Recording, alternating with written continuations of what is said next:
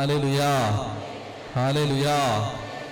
അപ്പോസ്തല പ്രവർത്തനത്തിൽ 17-ാം അധ്യായത്തിൽ, അപ്പോസ്തല പ്രവർത്തനം 17-ാം അധ്യായത്തിൽ ഒരു കൂട്ടം മനുഷ്യരെക്കുറിച്ച് കർത്താവിൻ്റെ ആത്മാവ് നൽകുന്ന ഒരു പരാമർശമുണ്ട്. ദൈവത്തിൻ്റെ ആത്മാവ് ചില മനുഷ്യരെ മാന്യന്മാരെന്നാണ് വിളിക്കുന്നത്.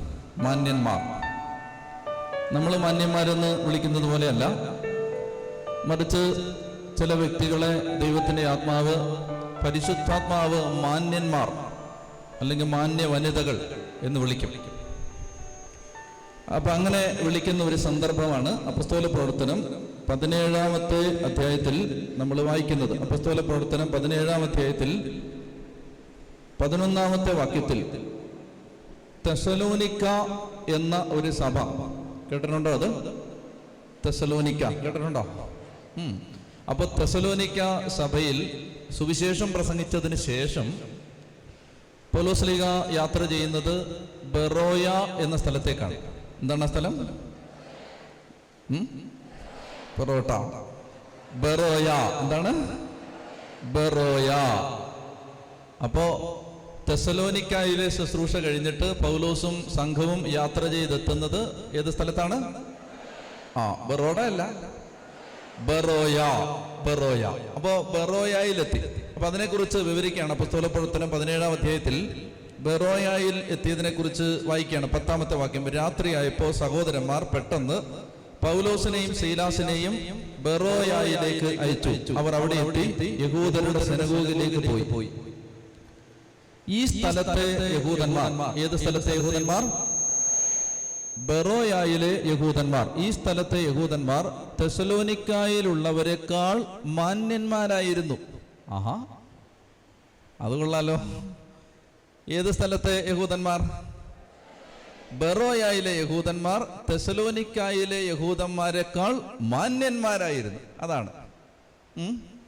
ഇപ്പൊ ഞങ്ങളുടെ കഴിഞ്ഞ കൺവെൻഷൻ കാഞ്ഞിരപ്പള്ളിയിലായിരുന്നു. ഇപ്പൊ ഇതാ കോട്ടയത്ത്. അപ്പോ പരിശുദ്ധാത്മാവ് പറയാണ്, കോട്ടയത്തെ ക്രിസ്ത്യാനികൾ കാഞ്ഞിരപ്പള്ളിയിലെ ക്രിസ്ത്യാനികളെക്കാൾ മാന്യന്മാരല്ലായിരുന്നു. ആഹാ, അപ്പൊ അങ്ങനെ പറയുകയാണെന്ന് വെച്ചോ. അപ്പൊ ഇങ്ങനെയാ പറയാം, ഒരു സ്ഥലത്തെ ശുശ്രൂഷ കഴിഞ്ഞ് അടുത്ത സ്ഥലത്തേക്ക് ചെല്ലുമ്പോൾ പരിശുദ്ധാത്മാവ് അതിനെക്കുറിച്ചുള്ള വിവരണം ലൂക്കാ സുവിശേഷകനിലൂടെ എഴുതുമ്പോൾ പരിശുദ്ധാത്മാവ് പറയുകയാണ്, ബെറോയയിലെ യഹൂദന്മാർ തെസ്സലോനിക്കായിലെ യഹൂദന്മാരെക്കാൾ മാന്യന്മാരായിരുന്നു. അപ്പൊ നമ്മൾ ചിന്തിക്കുകയാണ്, എന്തായിരിക്കും അതിന്റെ കാരണം? മാന്യന്മാരായതിന്റെ കാരണം എന്താണ്? അവർ നല്ല വേഷം ധരിച്ചാണ് വന്നത്. അവർ നല്ല ഹൈ ക്ലാസ് വണ്ടികളിലാണ് വന്നത്. അവർ നല്ല വേഷഭൂഷാദികളോടാണ് വന്നത്. അവർ സർവാഡംബര വിഭൂഷിതരായിട്ടാണ് വന്നിറങ്ങിയത്. അവരുടെ മുഖത്ത് നല്ല ആരോഗ്യമുള്ളതിൻ്റെ ലക്ഷണങ്ങൾ ഉണ്ടായിരുന്നു. അവർ കണ്ടാൽ വളരെ അന്തസ്സുള്ള മനുഷ്യരെ പോലെ തോന്നിപ്പിച്ചു. എന്തായിരുന്നു പരിശുദ്ധാത്മാവ് ഒരു സ്ഥലത്തെ യഹൂദന്മാർ മാന്യന്മാരായിരുന്നു എന്ന് പറയാൻ കാരണം? അതിന് തൊട്ടടുത്ത വാക്യത്തിൽ അതിന്റെ വിവരണം കിടപ്പുണ്ട്. ബെറോയയിലെ യഹൂദന്മാർ തെസ്സലോനിക്കായിലെ യഹൂദന്മാരെക്കാൾ മാന്യന്മാരായിരുന്നു. എന്താണ് കാരണം? ഇവർ അതീവ താല്പര്യത്തോടെ വചനം സ്വീകരിച്ചു. ഇതാണ് എൻ്റെ പൊന്നുമക്കളെ കർത്താവ് നോക്കുന്നത്. ഇതാണ് നമ്മുടെ വേഷമോ, നമ്മൾ വന്ന വണ്ടിയോ, നമ്മൾ ഏത് വീട്ടിൽ നിന്ന് വന്നോ ആ വീടോ, നമ്മുടെ കുടുംബ സാഹചര്യമോ, സാമ്പത്തിക പശ്ചാത്തലമോ, നമ്മുടെ അന്തസ്സോ ആഭിജാത്യമോ, നമ്മുടെ മാനാഭിമാനങ്ങൾക്ക് നാം വില കൽപ്പിക്കാൻ ലോകം നമ്മെ സഹായിച്ചിട്ടുള്ള മാനദണ്ഡങ്ങൾക്കോ, ഇതിനൊന്നുമല്ല ദൈവം പ്രത്യേകത നൽകുന്നത്. ദൈവത്തിന്റെ അഭിവാദനം ഏത് കാര്യത്തിനാണെന്നറിയാമോ?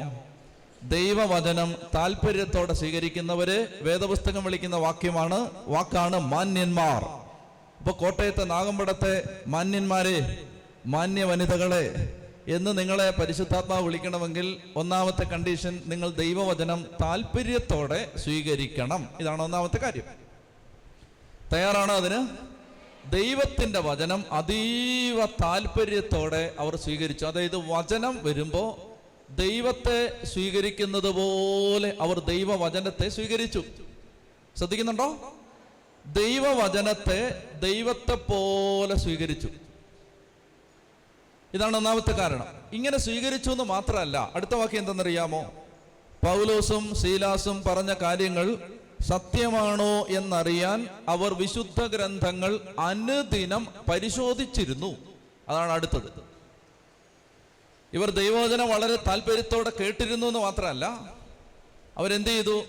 ഇന്ന് നിങ്ങൾ കൈകളിലെടുത്ത് കൊണ്ടുവന്നതുപോലെ ഒരു hard binded copy of the Bible അവരുടെ കയ്യിൽ ഉണ്ടായിരുന്നില്ല. ബൈബിളിന്റെ ഒരു ഹാർഡ് കോപ്പി അവരുടെ കയ്യിലില്ല. ഇന്ന് നമ്മൾ കാണുന്നത് പോലെ ഒരു വേദപുസ്തകം അവരുടെ കയ്യിലില്ല. പഴയ നിയമത്തിലെ ചില ഗ്രന്ഥങ്ങൾ, അതിൻ്റെ ചുരുളുകൾ, അതെവിടെയുള്ളേ? അത് സിനഗോഗിൽ മാത്രമേ ഉള്ളൂ. നമ്മളിന്ന് കാണുന്നത് പോലെ നമ്മുടെ ബാഗിലോ നമ്മുടെ സഞ്ചിയിലോ കയ്യിലോ കൊണ്ടു നടക്കാൻ പാകത്തിൽ ഒരു വേദപുസ്തകം സ്വന്തമായിട്ടില്ലാതിരുന്ന ഒരു കാലത്ത് ഒരു ജനത ഈ പൗലോസും സീലാസും പറഞ്ഞ കാര്യങ്ങൾ സത്യമാണോ എന്നറിയാൻ അവർ എന്ത് ചെയ്തു? ഓരോ വചന ശുശ്രൂഷ കഴിയുമ്പോഴും അവർ സിനഗോഗുകളിലേക്ക് കൂടി. അവിടെ ചെന്നു. അവിടെ ഉത്തരവാദിത്തപ്പെട്ട സിനഗോഗ് അധികാരിയോട് അവർ പറഞ്ഞു, ഞങ്ങൾക്ക് ആ ചുരുൾ വേണം, യെശയ്യായുടെ പുസ്തകത്തിന്റെ ചുരുൾ വേണം. എന്തിനാണാവോ? ഇപ്പോൾ ഒരു കാര്യം പരിശോധിക്കാനുണ്ട്. അത് കഴിഞ്ഞിട്ട് കുറച്ച് പേര് അടുത്ത സിനഗോഗിലേക്ക് ഓടി. അവർ ചെന്നിട്ട് പറഞ്ഞു, ഞങ്ങൾക്ക് ജെറമിയ എഴുതിയ പ്രവചനത്തിന്റെ ചുരുള് തന്നാലും. എന്തിനാണത്? ഞങ്ങൾക്ക് ചില കാര്യങ്ങൾ പരിശോധിക്കാനുണ്ട്. കേൾക്കുന്നുണ്ടോ നിങ്ങൾ? കയ്യിലൊരു വേദപുസ്തകം വെച്ച് തന്നിട്ട് അതൊന്ന് മറിച്ചു നോക്കാൻ മനസ്സില്ലാത്ത ഈ കാലഘട്ടത്തിൽ ക്രിസ്ത്യാനിയോട് പരിശുദ്ധാത്മാ പറയുകയാണ്, ഈ പുസ്തകം ലഭ്യമല്ലാതിരുന്നൊരു കാലത്ത് സ്വന്തം ഇഷ്ടത്തിനും ഇച്ഛയ്ക്കും അനുസരിച്ച് ഈ പുസ്തകം മറിച്ചു നോക്കാൻ ഭാഗ്യമോ ഭാഗധേയമോ കിട്ടാതിരുന്നൊരു കാലത്തൊരു ജനത, എവിടുത്തെ ജനത? ബെറോയായിലെ ജനത. അവർ പൗലോസും സീലാസും പറഞ്ഞ കാര്യങ്ങൾ സത്യമാണോ എന്നറിയാൻ അവർ അനുദിനം വിശുദ്ധ ഗ്രന്ഥം പരിശോധിച്ചു കൊണ്ടിരുന്നു. നാഗമ്പടത്തെ മാന്യന്മാരെ, കോട്ടയത്തെ മാന്യ വനിതകളെ, പരിശുദ്ധാത്മാവ് നിങ്ങളെ മാന്യന്മാരെന്ന് വിളിക്കുമോ? വിളിക്കണമെങ്കിൽ നിങ്ങളുടെ കയ്യിൽ ആ പുസ്തകം വേണം. 1. 2, നിങ്ങളത് മറിച്ചു നോക്കാൻ തയ്യാറാവണം. ദൈവവചനം നിങ്ങളെ മാന്യന്മാരെന്ന് വിളിക്കണമെങ്കിൽ നിങ്ങളെ നോക്കി, നിങ്ങളുടെ കണ്ണുകളെ നോക്കി, നീ ഒരു മാന്യനാടാ മോനെ, നീ ഒരു മാന്യ വനിതയാ എൻ്റെ മോളെ, നീ കൊള്ളാടി എന്ന് പരിശുദ്ധാത്മാ പറയണമെങ്കിൽ നീ ഇങ്ങനെ നല്ല വേഷം ധരിച്ച് വന്നാന്നും പോരാ. എന്ത് ചെയ്യണം? നിന്റെ കയ്യിൽ ഒരു വേദപുസ്തകം ഉണ്ടാവണം. ഉച്ചത്തി പറഞ്ഞേ ഹല്ലേലൂയാ. ഹൃദയം തുറന്ന് പറഞ്ഞേ ഹല്ലേലൂയാ. ഈ പുസ്തകത്തിന് വേണ്ടി ജീവിതം ബലി കൊടുത്തവരുണ്ട്. ഈ പുസ്തകം ഏതെങ്കിലും ഒരു പ്രാദേശിക ഭാഷയിൽ തർജ്ജമ ചെയ്യപ്പെടാൻ വേണ്ടി ഒരു ആയുസ് മുഴുവൻ കഷ്ടപ്പെടുന്നവരുണ്ട്. ജീവിതകാലം മുഴുവൻ ഈ പുസ്തകത്തിന്റെ തർജ്ജമയിൽ, ഭാഷാ തർജ്ജമയിൽ, ട്രാൻസ്ലേഷനിൽ ഏർപ്പെട്ടിരിക്കുന്ന ആളുകളുണ്ട്. ജീവിതകാലം മുഴുവൻ ഈ പുസ്തകം പഠിക്കുന്നവരുണ്ട്. ജീവിതകാലം മുഴുവൻ ഈ പുസ്തകത്തിന് വേണ്ടി തീരെഴുതി കൊടുത്തവരുണ്ട്.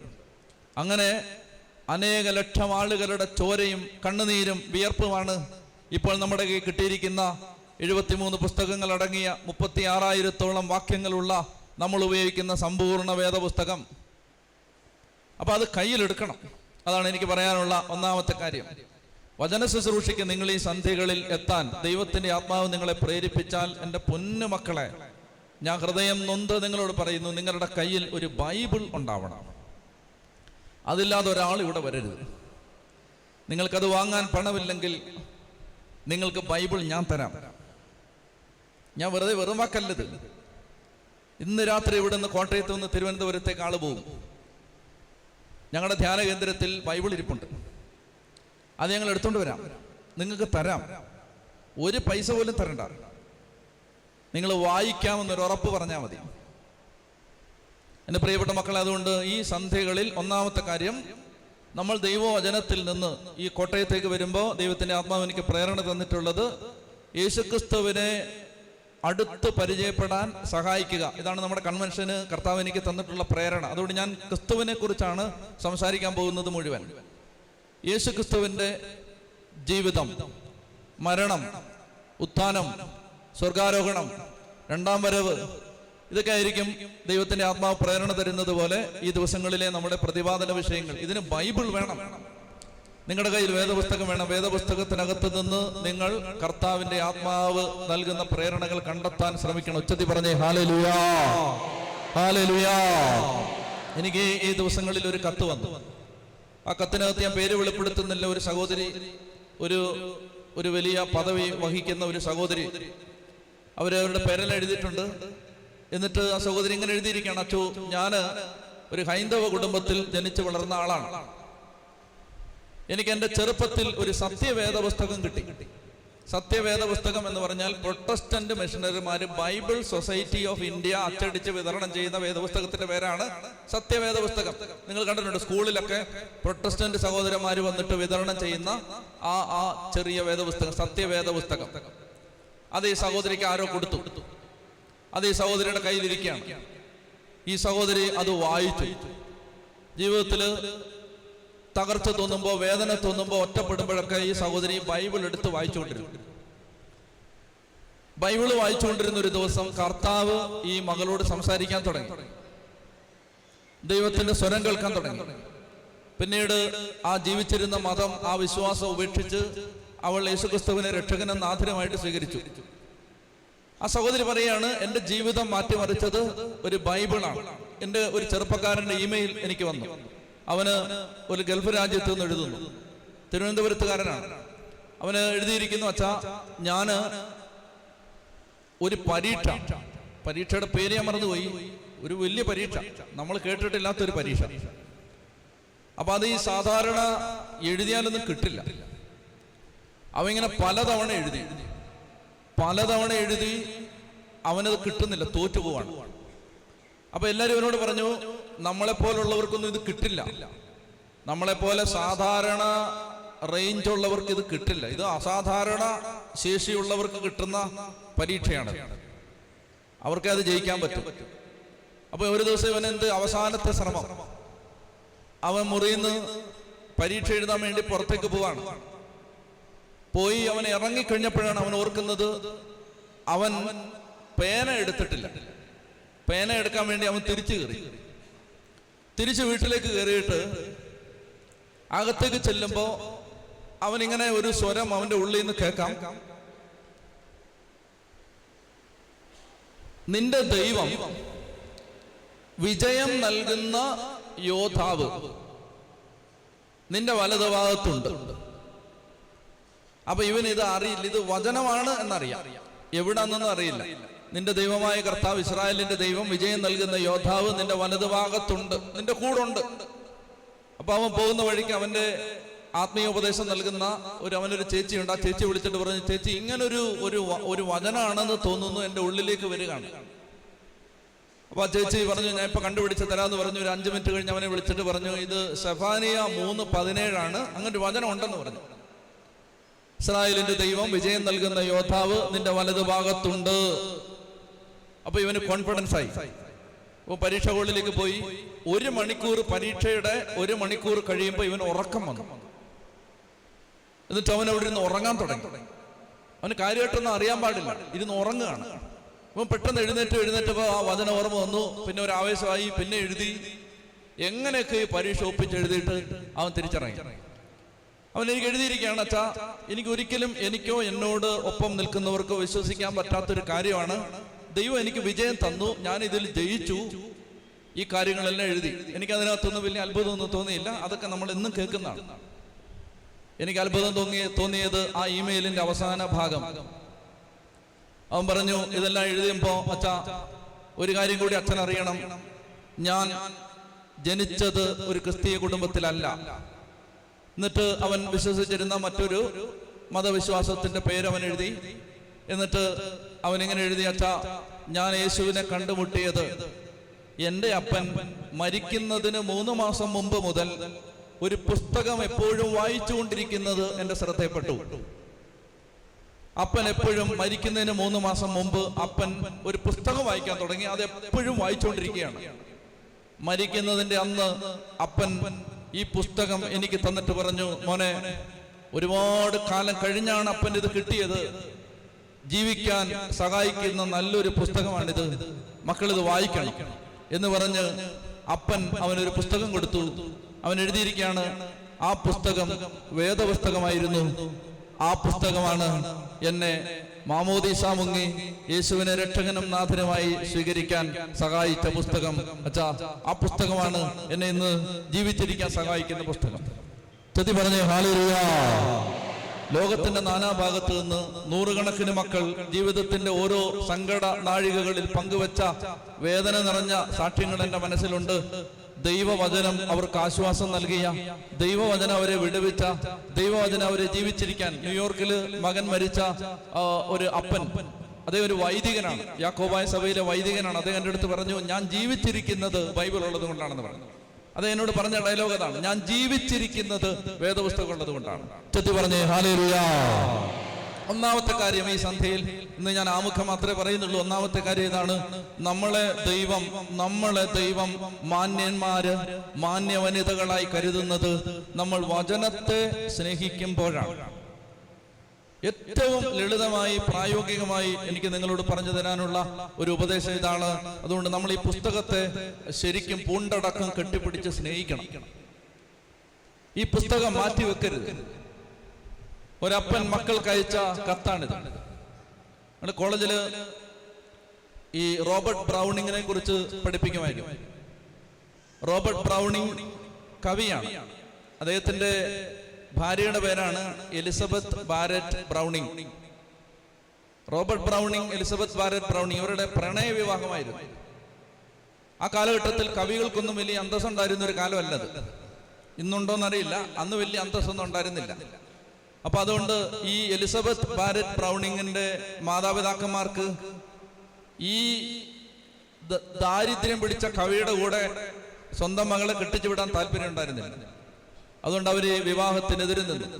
മാതാപിതാക്കന്മാരുടെ സ്വപ്നത്തിന് വിപരീത ദിശയിൽ സഞ്ചരിച്ചുകൊണ്ട് അവരുടെ ആഗ്രഹങ്ങൾക്ക് വിപരീതമായി എലിസബത്തും റോബർട്ട് ബ്രൗണിങ്ങും കല്യാണം കഴിച്ചു. അവര് അവരുടേതായ രീതിയിൽ ജീവിതം ആരംഭിച്ചു. മാതാപിതാക്കൾക്ക് കടുത്ത വെറുപ്പായി. പിന്നീട് കാലങ്ങളോളം അവർ തമ്മിൽ സമ്പർക്കങ്ങൾ ഇല്ലാതിരുന്ന നാളുകൾ. ഒടുവില് വർഷങ്ങൾ കഴിഞ്ഞു. എലിസബത്ത് ബാരറ്റ് ബ്രൗണിങ് രോഗിയായി, മരണക്കിടക്കയിലായി, എഴുന്നേറ്റ് നിൽക്കാൻ പറ്റാത്ത അവസ്ഥയിലായി. ആ കാലഘട്ടങ്ങളിൽ എലിസബത്ത് കട്ടിൽ കിടന്നുകൊണ്ട് മാതാപിതാക്കന്മാർക്ക് എല്ലാ ആഴ്ചയും കണ്ണുനീരിൽ കുതിർന്ന അക്ഷരങ്ങളുമായി ആ അക്ഷരങ്ങളിൽ കത്തെഴുതുമായിരുന്നു. എല്ലാ ആഴ്ചയും കത്തെഴുതി. ആ കത്ത് പേരൻസിന് പോസ്റ്റ് ചെയ്തു. മറുപടിക്ക് വേണ്ടി കാത്തിരുന്നു. മാസങ്ങൾ കടന്നുപോയി. ഇവൾ ഓരോ ദിവസവും മരണത്തോടടുക്കും തോറും ഈ കത്തുകൾക്കൊന്നും മറുപടി വരില്ല എന്നുള്ള ആ സങ്കടഭാരം അവളെ ഒരു ഉമുത്തിയിൽ എന്ന വണ്ണം വെന്തു നീറ്റാൻ തുടങ്ങി. അങ്ങനെ ഇരിക്കുമ്പോ ആഗ്രഹിച്ചും കാത്തും കൊതിച്ചും പ്രതീക്ഷിച്ചു വരുന്ന മാതാപിതാക്കളുടെ അഡ്രസ്സിൽ നിന്ന് വലിയൊരു പാഴ്സൽ അവരെ തേടിയെത്തി. വലിയ അത്ഭുതത്തോടെ അവൾ ആ പൊതി അഴിച്ചു. ആ പൊതിക്കകത്ത് എലിസബത്ത് ബാരറ്റ് ബ്രൗണിങ് ഓരോ ആഴ്ചയും കണ്ണുനീരോടെ എഴുതിയയച്ച ഓരോ കത്തും, അതിലെ ഒരു കത്ത് പോലും പൊട്ടിക്കാതെ, ഒരു കത്ത് പോലും തുറന്നു വായിക്കാതെ മാതാപിതാക്കന്മാർ കടുത്ത വൈരാഗ്യത്തിൽ ആ കത്ത് മുഴുവൻ ഒരെണ്ണം പോലും തുറന്നു നോക്കാതെ തിരിച്ച് അയച്ചു കൊടുത്തിരിക്കുകയാണ്. ഈ ബണ്ടിലിനകത്ത് ആ കത്താണ്. ഇത് കണ്ടിട്ട് അവളുടെ ഹൃദയം നുറുങ്ങി, അവൾ തകർന്നു. അധിക നാൾ കഴിയും മുമ്പ് എലിസബത്ത് മരണത്തിന് കീഴടങ്ങി. എലിസബത്ത് ബാരറ്റ് ബ്രൗണിങ്ങിന്റെ മരണത്തിന് ശേഷം ഭർത്താവായ റോബർട്ട് ബ്രൗണിങ് ഈ കത്തുകൾ കണ്ടെടുത്തു. അതിലെ ചില കത്തുകൾ അദ്ദേഹം തുറന്നു വായിച്ചു. ആ കത്തുകൾ അദ്ദേഹത്തിന്റെ ഉറക്കം നഷ്ടപ്പെടുത്തി. അദ്ദേഹത്തിലെ കവി ഒരു കാര്യം തിരിച്ചറിഞ്ഞു, വിശ്വോത്തര രചനയാണിത്, അസാധാരണമായ വരികളാണിത്, ഇതിലെ വൈകാരിക തീവ്രത വിവരിക്കാനാവാത്തതാണ്, ഇത് ഉദാത്ത സാഹിത്യമാണ്. അതുകൊണ്ട് അത് പ്രസാധനം ചെയ്യണമെന്ന് അദ്ദേഹം തീരുമാനിച്ചു. ഭാര്യയുടെ മരണത്തിന് ശേഷം ഭാര്യ മാതാപിതാക്കൾക്ക് എഴുതി ഒരെണ്ണം പോലും തുറന്ന് വായിക്കാതെ തിരിച്ചയച്ച എല്ലാ കത്തുകളും അദ്ദേഹം ഒരു പുസ്തകമായി പ്രസിദ്ധീകരിച്ചു. പുസ്തകത്തെക്കുറിച്ച് നിരൂപകന്മാര് പറഞ്ഞിട്ടുള്ളത്, ഭൂമിയിലെ ഏറ്റവും ക്രൂരനായ ഒരപ്പൻ, ഭൂമിയിലെ ഏറ്റവും ശിലാഹൃദയമുള്ള ഒരപ്പൻ, കഠിന ഹൃദയനായ ഒരപ്പൻ ഇതിലേതെങ്കിലും ഒരു കത്ത് പൊട്ടിച്ച് വായിച്ചാൽ മഞ്ഞുരുകും പോലെ അയാളുടെ ഹൃദയം ഉരുകും. ഭൂമിയിലെ ഏറ്റവും ക്രൂരനായ ഒരു അപ്പനെ പോലും മാനസാന്തരപ്പെടുത്താൻ ശക്തിയുള്ള, മാന്ത്രിക ശക്തിയുള്ള, മാസ്മരിക ശക്തിയുള്ള വാക്കുകളാണ് ഇതിനകത്ത് എലിസബത്ത് എഴുതി വെച്ചിരിക്കുന്നത്.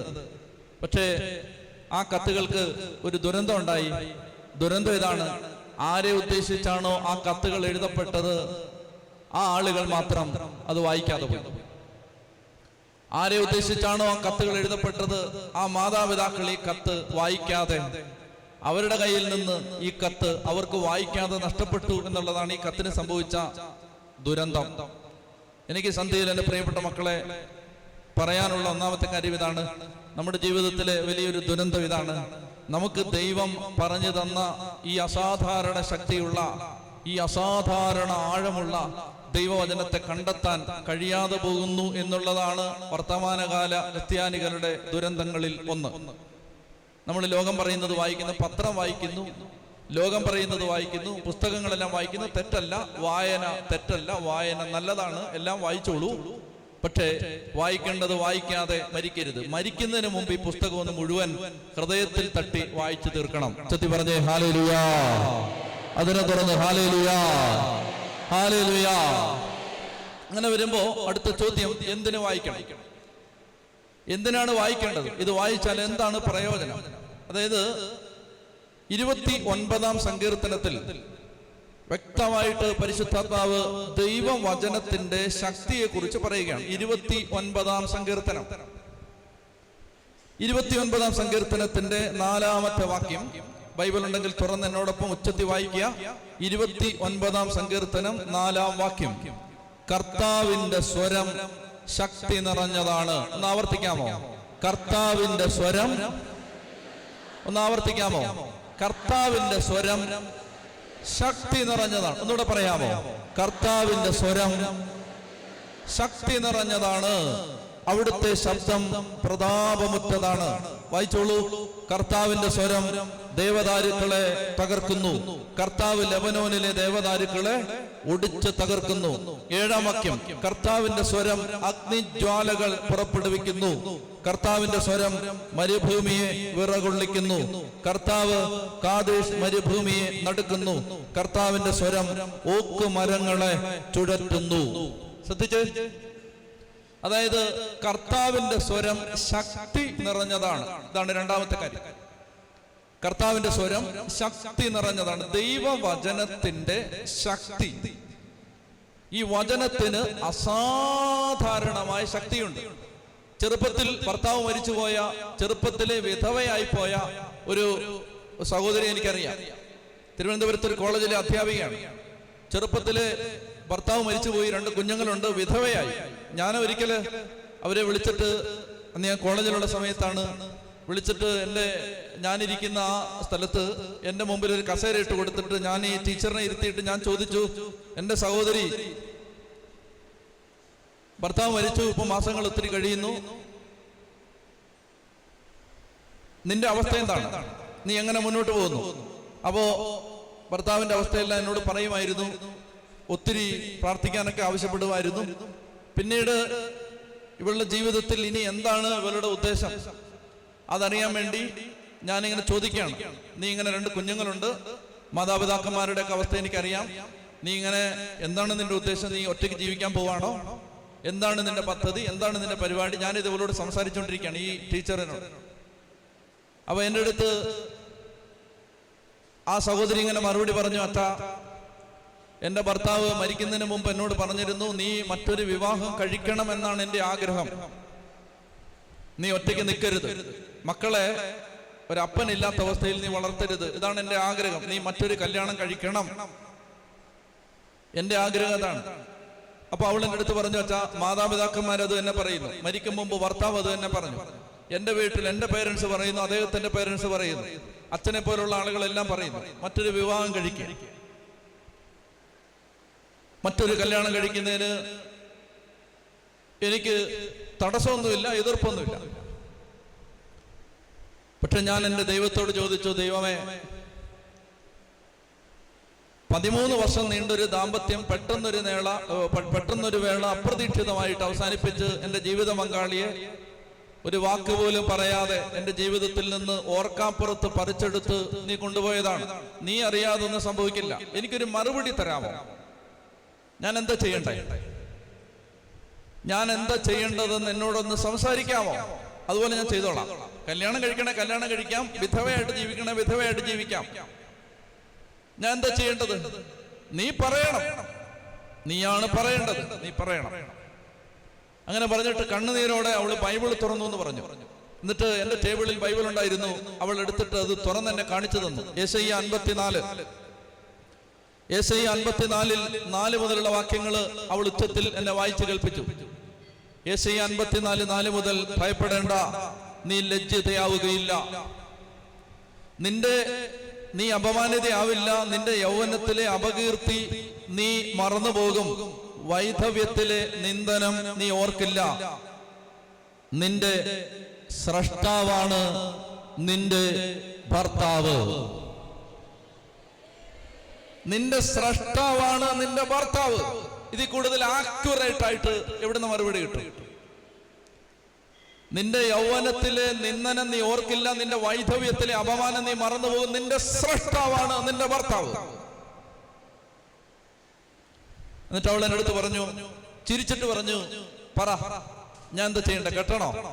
കെട്ടരുത്, എന്നാ പോകാന്ന് പറഞ്ഞു. അതായത് ഇതിലും വ്യക്തമായി ദൈവം സംസാരിക്കുമോ? ഇതിലും വ്യക്തമായിട്ട്. എന്റെ പ്രിയപ്പെട്ട സഹോദരങ്ങളെ, പനക്കലച്ചൻ പറഞ്ഞ ഒരു സംഭവം എന്റെ മനസ്സിലുണ്ട്. അച്ഛൻ പറയാണ്, ഭർത്താവ് മരിച്ചതിന് പേര് വളരെ വിഷമിച്ച് വളരെ ഭാരപ്പെട്ട് ഒരു സ്ത്രീ അച്ഛൻ്റെ അടുത്തെത്തുകയാണ്. ബഹുമാനപ്പെട്ട ജോർജ് പനക്കലച്ചന്റെ അടുത്ത് വന്ന് അച്ഛന് ഒത്തിരി സംസാരിച്ചിട്ടൊന്നും ഈ സ്ത്രീക്ക് ഒരു മാറ്റമില്ല. അവർ ഓരോ ചോദ്യങ്ങൾ ചോദിച്ചുകൊണ്ടിരിക്കുകയാണ്. ദൈവം എന്തിനാണ് എന്നെ കൈവിട്ടത്? എന്തിനാണ് എന്നോട് ഇങ്ങനെ ചെയ്തത്? അങ്ങനെ പറഞ്ഞിട്ട് അച്ഛനെ ഓരോ ചോദ്യങ്ങൾ കൊണ്ട് നേരിടുമ്പോ, കർത്താവേ, ഞാൻ ഈ സഹോദരിയോട് എന്ത് പറയും എന്ന് അച്ഛൻ യഥാർത്ഥത്തിൽ പ്രയാസപ്പെട്ട് അച്ഛൻ ആ സഹോദരിയുടെ കൈ ബൈബിൾ കൊടുത്തിട്ട് പറഞ്ഞു, പൊന്നു സഹോദരി, ചേച്ചി ഒന്ന് ബൈബിൾ തുറക്കാൻ പറഞ്ഞു.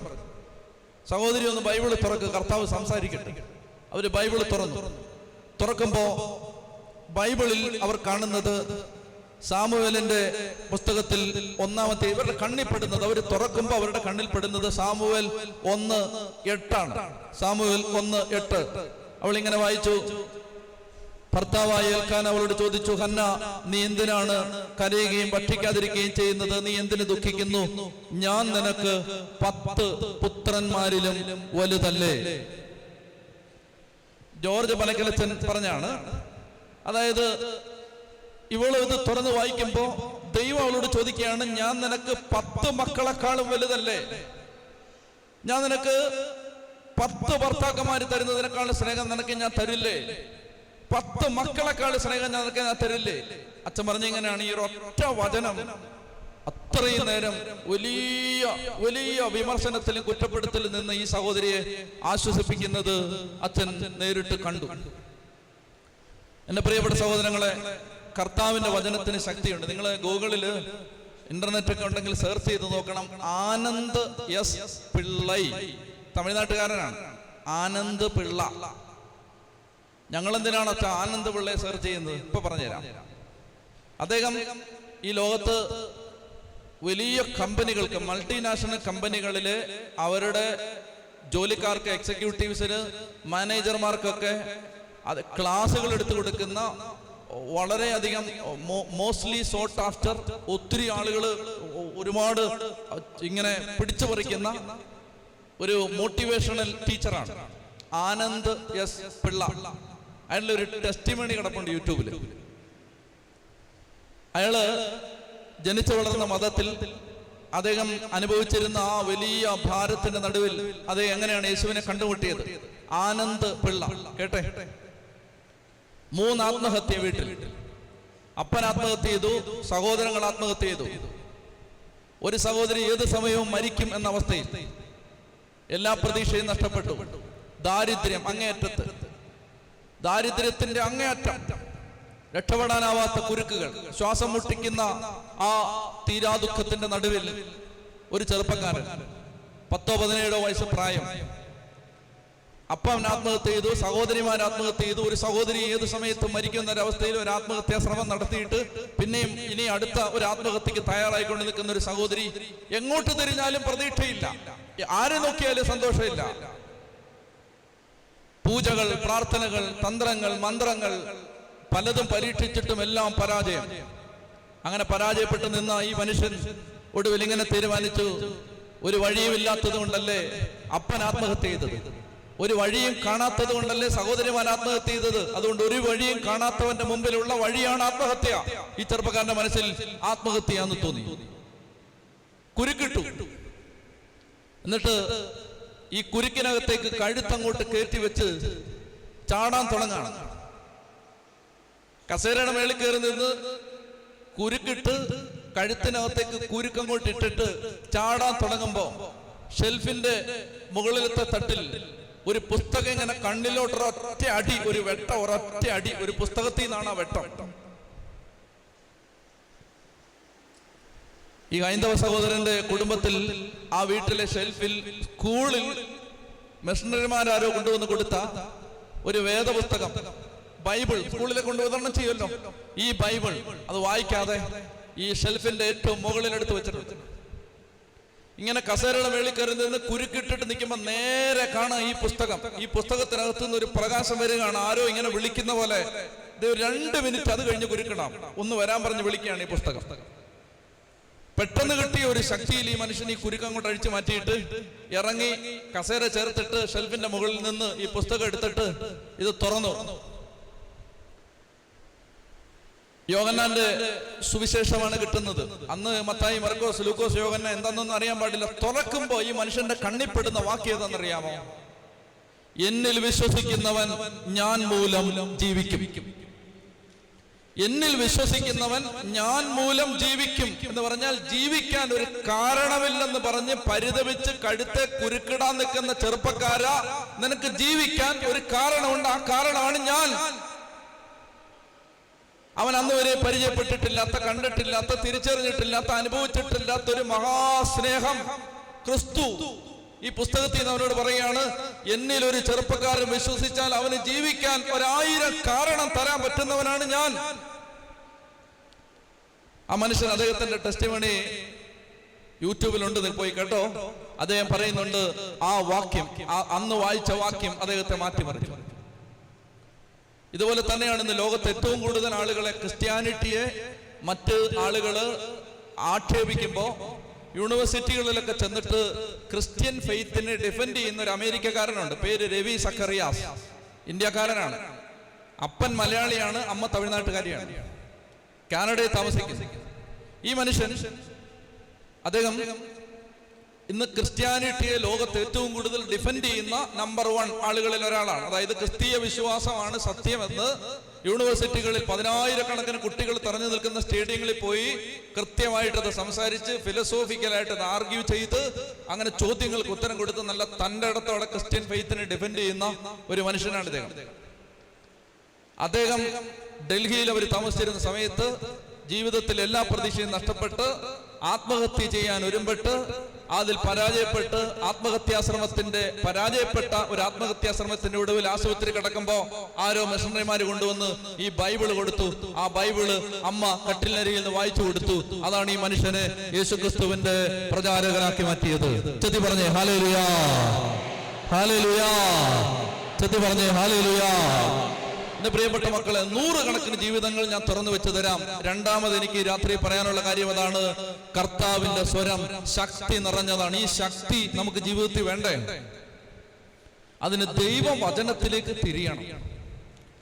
കർത്താവിന്റെ വചനത്തെ സ്നേഹിക്കണം, വചനം പഠിക്കണം, വചനം വായിക്കണം, വചനം വായിച്ചുകൊണ്ടേയിരിക്കണം, എപ്പോഴും വായിക്കണം, പഠിക്കണം. ജീവിതത്തിലെ ഒന്നാമത്തെ പ്രാധാന്യം വചനത്തിന് കൊടുക്കണം. ഇതിന് തയ്യാറാണോ?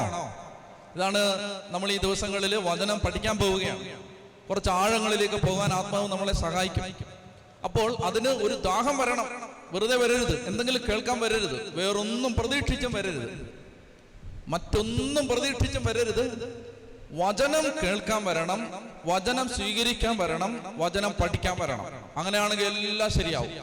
ചെത്തി പറഞ്ഞേ ഹല്ലേലൂയ, ഹല്ലേലൂയ. കർത്താവിന്റെ സ്വരം ശക്തി. വെളിപാട് പുസ്തകം 1-ാം അധ്യായത്തിൽ 3-ാമത്തെ വാക്യം എങ്ങനെയാണ്? ഈ പ്രവചനത്തിലെ വാക്കുകൾ വായിക്കുന്നവരും കേൾക്കുന്നവരും ഇതിൽ എഴുതപ്പെട്ടിരിക്കുന്നത് പാലിക്കുന്നവരും അനുഗ്രഹീതർ. വെളിപാട് 3:1. ഈ പുസ്തകം വായിക്കുന്നവർക്ക് അനുഗ്രഹമാണ്, കേൾക്കുന്നവർക്ക് അനുഗ്രഹമാണ്. ഇതിൽ എഴുതിയിരിക്കുന്നത് പാലിക്കുന്നവർക്ക് അനുഗ്രഹമാണ്. അപ്പോൾ നമ്മൾ ഈ സന്ധ്യയിൽ ഈ ആമുഖ നിമിഷങ്ങളിൽ പ്രാർത്ഥിക്കുന്നത്, ദൈവമേ, നമ്മൾ ഒരുപാട് കാര്യങ്ങൾ, ലോകത്തിന്റെ കാര്യങ്ങൾ, ലോകത്തിന്റെ വർത്താനം, വീട്ടിലെ കാര്യങ്ങൾ, ഞാനും നിങ്ങളും എല്ലാം പലവിധമായ സംസാരങ്ങളിൽ നിന്ന്, പല ബഹളത്തിൽ നിന്നെല്ലാം വന്നിരിക്കുകയാണ്. നമുക്ക് വചനം ശ്രദ്ധിക്കാൻ, സ്വീകരിക്കാൻ ഒരു ഏകാഗ്രത കിട്ടണം, ഹൃദയം തുറക്കപ്പെടണം, നമ്മുടെ മനസ്സിന്റെ എല്ലാ ഉത്കണ്ഠകളും ഭാരങ്ങളും എല്ലാം ഏറ്റെടുക്കാൻ ശക്തിയുള്ള വചനത്തെ ദാഹത്തോടെ സ്വീകരിക്കണം. എബ്രായർ 4:12 ദൈവത്തിന്റെ വചനം സജീവവും ഊർജ്ജസ്വലവുമാണ്, ഇരുമനവാളിനേക്കാൾ മൂർച്ചയേറിയതും ചേതനയിലും ആത്മാവിലും സന്ധിബന്ധങ്ങളിലും മജ്ജയിലും തുളച്ചു കയറുന്നതും ഹൃദയത്തിന്റെ വിചാരങ്ങളെയും ആഗ്രഹങ്ങളെയും വിവേചിക്കുന്നതുമാണ്. അതായത് ശരീരത്തിലും മനസ്സിലും ആത്മാവിലും തുളച്ചു കയറുന്നതാണ് ദൈവത്തിന്റെ വചനം. അതുകൊണ്ട് പ്രിയപ്പെട്ട മക്കളെ, നമുക്ക് ഈ ദിവസങ്ങളിൽ നിർബന്ധമാണിത്. നിങ്ങളുടെ ബൈബിൾ കൊണ്ടുവരണം. നിങ്ങളുടെ കയ്യിൽ നിങ്ങൾ ബൈബിൾ എടുത്ത് പിടിക്കണം. ആ ബൈബിളുമായി നിങ്ങൾ വരണം. എന്നെ ഏറ്റവും കൂടുതൽ എനിക്ക് സന്തോഷം തന്നത് പാലാ നഗരത്തിലാണ്. പാലായിൽ ഞാൻ കത്തീഡ്രലിലെ ധ്യാനത്തിന് കഴിഞ്ഞ കൊല്ലം പറഞ്ഞു, മക്കളെ നിർബന്ധമാണ്, പാലായിലെ അച്ചായന്മാരെ കോംപ്രമൈസ് ഒന്നുമില്ല, ബൈബിൾ കൊണ്ടുവന്നേ പറ്റൂ. അങ്ങനെ പറഞ്ഞു. പിറ്റേ ദിവസം എനിക്ക് ഭയങ്കര സന്തോഷം തോന്നിയത്, ആയിരക്കണക്കിന് ആളുകൾ ആ പാലാ കത്തീഡ്രലിൽ കയറി വരുമ്പോൾ ബൈബിളും പിടിച്ചുകൊണ്ട് കയറി വരുന്നത്. അന്ന് രാത്രി മരിച്ചാൽ സന്തോഷമായിരുന്നു, അന്ന് നല്ലൊരു ദിവസമായിരുന്നു അത്. അതായത് അത് കാണാൻ എന്ത് ഭംഗിയാണത്. ബൈബിൾ അത് കവറിനകത്തുനിന്ന് ഇട്ട് പൊതിയാതെ ആ ബൈബിൾ ആണെന്ന് തന്നെ ആളുകൾക്ക് മനസ്സിലാവുന്ന വിധത്തിൽ ആ ബൈബിളും പിടിച്ച് കർത്താവിന്റെ പടയാളികൾ ദേവാലയത്തിന്റെ പടി കയറി വരുന്നത് അത് കാണാൻ തന്നെ ഭംഗിയാണ്. അപ്പൊ അതുകൊണ്ട് നമ്മൾ ഈ കാര്യത്തിൽ ഒരു വിട്ടുവീഴ്ച ചെയ്യരുത്. നിങ്ങൾ വേദപുസ്തകവുമായി വരണം. മൊബൈലിലൊക്കെ ബൈബിൾ ഉണ്ടെന്ന് എനിക്കറിയാം, അത് നിങ്ങൾ അല്ലാത്ത സന്ദർഭങ്ങളിലൊക്കെ ഉപയോഗിച്ചോ. ഇവിടെ അതുമായിട്ട് വരരുത്. നിങ്ങളുടെ കയ്യിലുള്ള ബൈബിളുമായി വരും. ഈ പുസ്തകം നിങ്ങളെ സഹായിക്കും, നിങ്ങളുടെ ജീവിതത്തെ രക്ഷപ്പെടുത്തും, നിങ്ങളുടെ വഴികളിൽ വെളിച്ചം തരും, നിങ്ങൾക്ക് പ്രത്യാശ തരും, നിങ്ങൾക്ക് ധൈര്യം തരും. നിങ്ങൾ തോറ്റുപോവില്ല, നിങ്ങൾ രക്ഷപ്പെടും. പറ ആമേൻ. നിങ്ങൾ രക്ഷപ്പെടും. അതിനൊരു സംശയമില്ല. നിങ്ങൾ അതിനൊന്നും ആരും ആകുലപ്പെടേണ്ട. നമ്മുടെ ജീവിതം മാറും. നമ്മുടെ ദൈവം സർവശക്തനാണ്. നമ്മുടെ ജീവിതം മാറും.